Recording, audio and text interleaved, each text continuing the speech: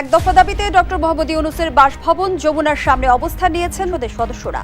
সেখানে আছেন সহকর্মী শাহাদাত নিশাদ। সরাসরি যুক্ত হচ্ছে তার সঙ্গে।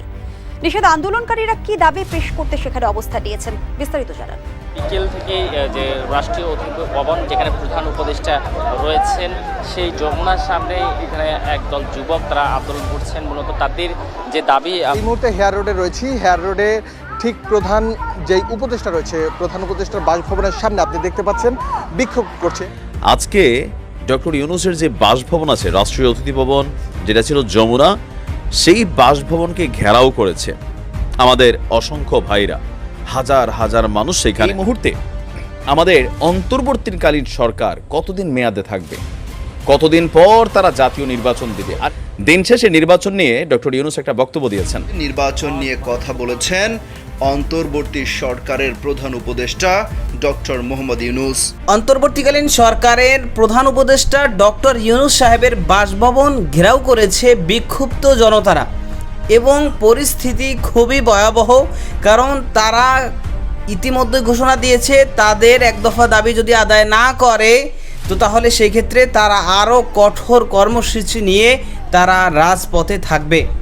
তো তাকে যে দায়িত্বটা দেওয়া হয়েছিল তাকে তো কিছু সময় আমাদের দেওয়া উচিত। আমরা যদি কিছু সময় তাকে দেই তাহলে সেই ক্ষেত্রে কিন্তু তিনি দেশের সর্বস্তরে মোটামুটি পরিবর্তন করে যেইভাবে আমাদের জন্য কল্যাণ হবে সেভাবে কিন্তু তিনি সামনে অগ্রসর হতে পারতেন।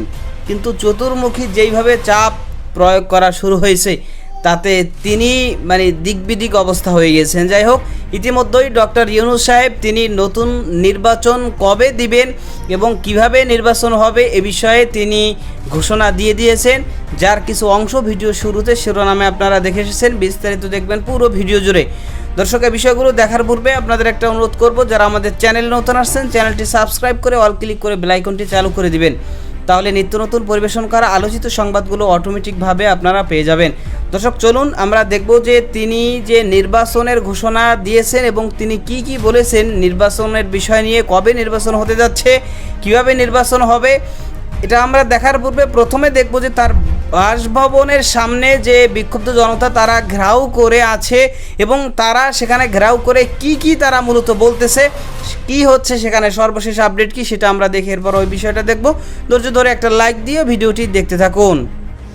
সদ্য নিয়োগপ্রাপ্ত একটা অস্থিতিশীল সিচুয়েশন, এই পরিবেশে ডক্টর মোহাম্মদ ইউনূস তিনি কি কাজ করবেন নাকি আসলে এই যে উটকু ঝামেলাগুলো সেগুলো পোহাবেন? আপনি দেখেন, আজকে ডক্টর ইউনূসের যে বাসভবন আছে, রাষ্ট্রীয় অতিথি ভবন যেটা ছিল যমুনা, সেই বাসভবনকে ঘেরাও করেছে আমাদের অসংখ্য ভাইরা, হাজার হাজার মানুষ সেখানে। আর ওনার নিরাপত্তা এই মুহূর্তে সেনাবাহিনী, বিডিআর বা আমাদের আইনশৃঙ্খলা বাহিনীর যেই সদস্যরা আছেন তারা সেখানে পরিস্থিতি সামাল দিচ্ছেন।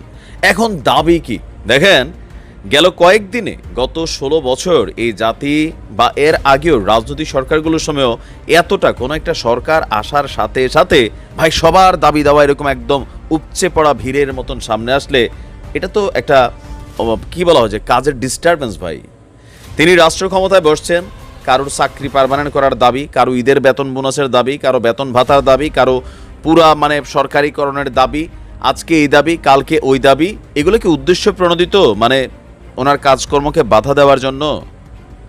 উনি তো কোনো রাজনৈতিক সরকার হিসেবে আসেন নাই, উনি আসছেন অন্তর্বর্তীকালীন সরকার। এই সিদ্ধান্তগুলো নেবে একটা রাজনৈতিক সরকার যখন ক্ষমতায় আসবে। আপনারা ওনার কাছে কেন এগুলো শুরু করছেন? উনি নির্দিষ্ট কিছু কাজের জন্য তার দায়িত্বের জায়গাটাতে তিনি বসেছেন। তো সেই কাজগুলো করার আগে আমি দেখছি স্বাভাবিক, তিনি যেহেতু প্রধান উপদেষ্টা, তো আজকে এখানে যাইতে হচ্ছে, কালকে ওইখানে যাইতে হচ্ছে। ইভেন আমাদের উপদেষ্টারা পর্যন্ত বিভিন্ন জায়গায় গিয়া এই যে ধন্না দেওয়া একটা গ্রুপ রাস্তাঘাটে বসে গেছে, এদের জন্য আসলে মানুষ বিরক্ত হচ্ছে। এই প্রশাসনের যে কাজগুলা খুবই জরুরি সেই কাজগুলা বাধাগ্রস্ত হচ্ছে। এক দফা দাবিতে ডক্টর মোহাম্মদ ইউনূসের বাসভবন যমুনার সামনে অবস্থান নিয়েছেন বাংলাদেশ আউটসোর্সিং কর্মচারী কল্যাণ পরিষদের সদস্যরা। সেখানে আছেন সহকর্মী শাহাদাত নিশাদ। সরাসরি যুক্ত হচ্ছে তার সঙ্গে। নিষেধ আন্দোলনকারীরা কি দাবি পেশ করতে সেখানে অবস্থান নিয়েছেন, বিস্তারিত জানান। আসলে আজকে কিন্তু আমরা দেখেছি বিকেল থেকে যে রাষ্ট্রীয় অতিথি ভবন যেখানে প্রধান উপদেষ্টা রয়েছেন সেই যমুনার সামনে এখানে একদল যুবক তারা আন্দোলন করছেন। মূলত তাদের যে দাবি আমরা জানি সরকারি বিভিন্ন কাজে কিন্তু যে আউটসোর্সিংয়ের একটি ব্যবস্থা থাকে এবং সেই ক্ষেত্রে কিন্তু কিছু যুবক যারা আছেন অনলাইনের মাধ্যমে তারা আউটসোর্সিংয়ের মাধ্যমে কাজ করে থাকে এবং সেই কাজগুলো মূলত সরকারি কাজ হয়ে থাকে। তো এইখানে যেটা দেখা যায় সেটি হচ্ছে আসলে তৃতীয় পক্ষ মাধ্যমে এই কাজগুলো তারা পেয়ে থাকে। এই ক্ষেত্রে তারা যে দাবিগুলো এখন এক দফা দাবি শুরু করেছে সেই দাবিটা হচ্ছে তাদেরকে সরকারিকরণ করতে হবে এবং সরকারি যে সকল সুযোগ সুবিধা রয়েছে তাদেরকে সেই সুযোগ সুবিধার আওতায় আনতে হবে। অর্থাৎ আমরা যদি একটু জানিয়ে রাখি সরকারি বিভিন্ন যে দপ্তরগুলো রয়েছে ঢাকা ওয়াসা থেকে শুরু করে শিক্ষা ভবন এলজিইডি প্রত্যেকটা সেক্টরে যে অনলাইনে কাজগুলো আলাদাভাবে সেগুলো করানো হয়, অর্থাৎ বিভিন্ন টেন্ডারের মাধ্যমে অনলাইনের মাধ্যমে সেগুলো করানো হয়ে থাকে।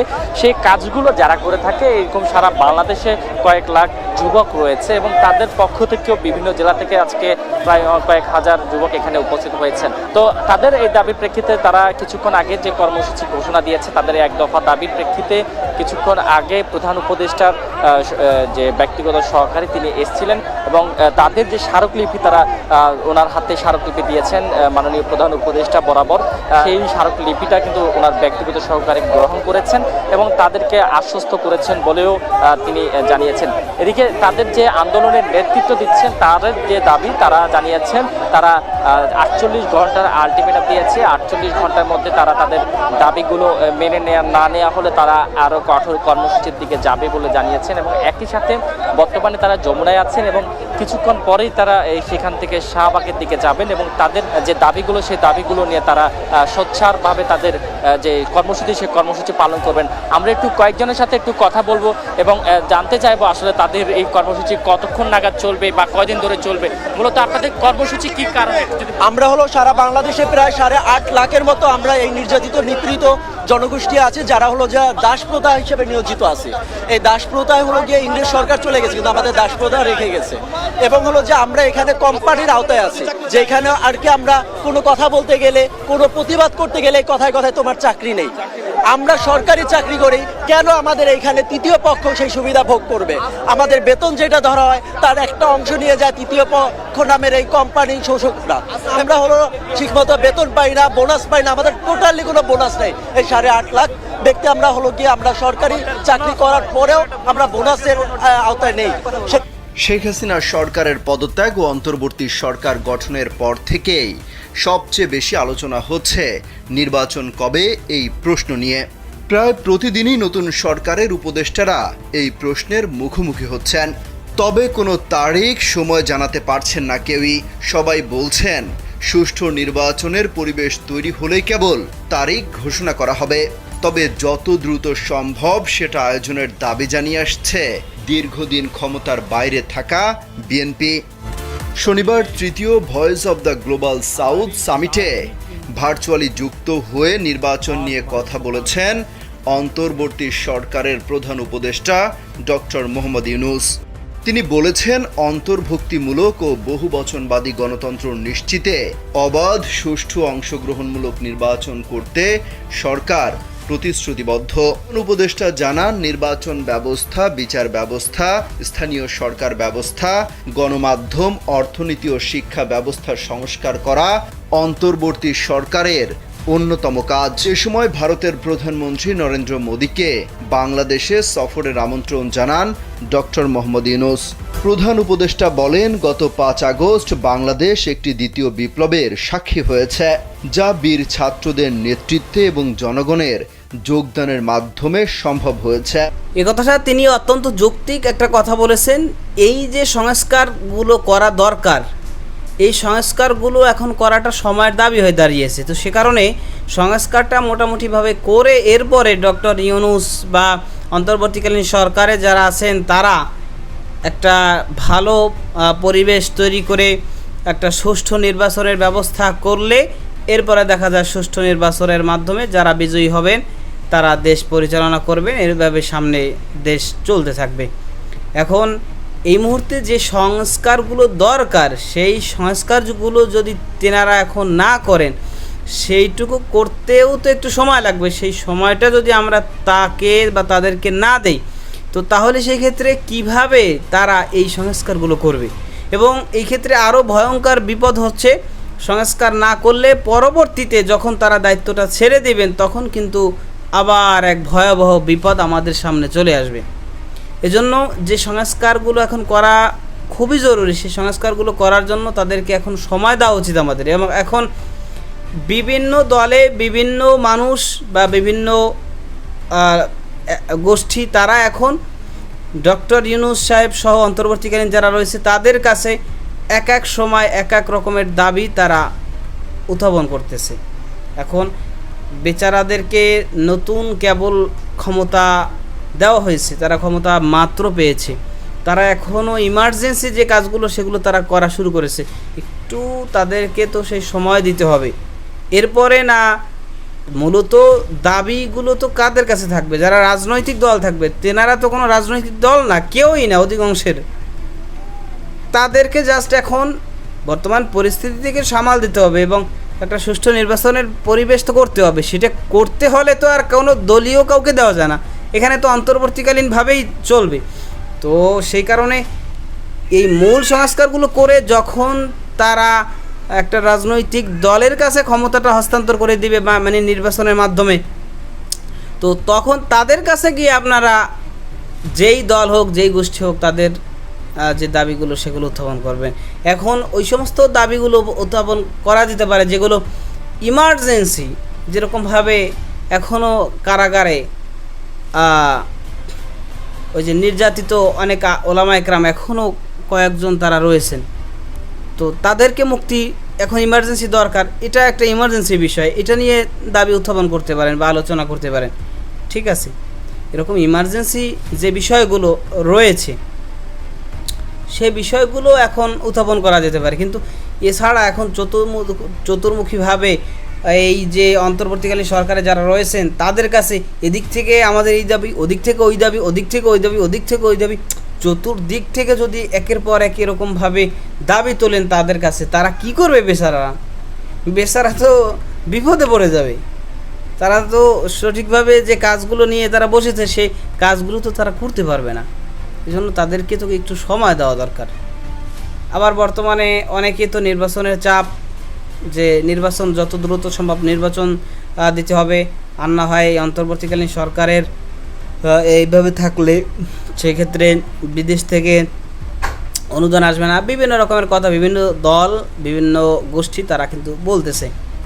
তো এখন তাদের এটা বোঝা উচিত যে বাংলাদেশের বর্তমানে এই দীর্ঘ 15-20 বছর ধরে যেই পরিমাণ লুটপাট, দুর্নীতি, চাঁদাবাজি আর দখলদারিত্ব আর দলীয়করণ করা হয়েছে, সেগুলো পরিবর্তন করতে সে 15-20 বছর যে কাজগুলো মানে দলীয়করণ করছে, তারপরে স্বজন প্রীতিমূলক করেছে, তো সেইগুলোকে সেই দলীয়করণ মুক্ত করা, নিরপেক্ষ করা এবং স্বজন প্রীতিমুক্ত করা, এইগুলো করার জন্য একটু সময় তো তাদের প্রয়োজন। তারা এই বিষয়গুলো তো দেখে বুঝে শুনে এরপরে আস্তে আস্তে করে এগুলো সব কিছুই ঠিকঠাক করে এরপরে তো তারা একটা সুষ্ঠু নির্বাচনের ব্যবস্থা করবে। তারা তো বলতেছে না যে তারা ওই ইতিপূর্বে 24-এর নির্বাচন যেটা ভুয়া ডামি নির্বাচন হয়ে গেল, বিএনপিও যাবে না, জামাতও যাবে না, চরমনাই তো যাবেই না, আরও যারা আছে তারাও যাবে না। এখন কি সিস্টেম করলো ভাবা যায়? নিজেদের দল থেকে আর এক গ্রুপ করে কী চাও, এরা হলো প্রতিদ্বন্দ্বী, একটা ডামি নির্বাচন করে বাস সংসদ পার্লামেন্ট গঠন করে বাস দেশ চালাও। তো যাই হোক, এরকম তো করা যাবে না। তো দর্শক, যে বিষয়গুলো আজকে এই ভিডিওতে আপনারা দেখলেন সে সম্পর্কে আপনাদের মতামত কি